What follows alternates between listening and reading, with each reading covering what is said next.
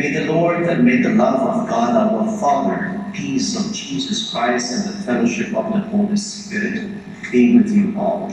And with your spirit.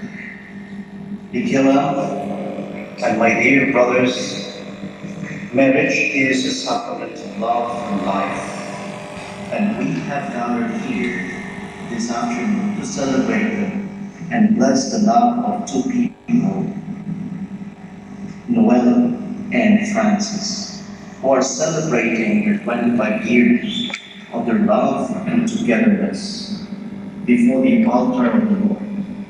They have remained faithful to each other and love one another without any reserve.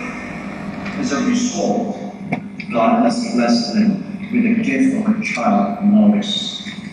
Today is the day of joy and celebration, a day of thanksgiving. Let us therefore thank God for bestowing upon them His abundant blessings and for protecting them in every moment of their lives. And to prepare ourselves to celebrate these sacred mysteries, let us call to mind our sins and ask God's pardon and mercy with humility and trust. For the many times we have failed to love one another according to His commandments.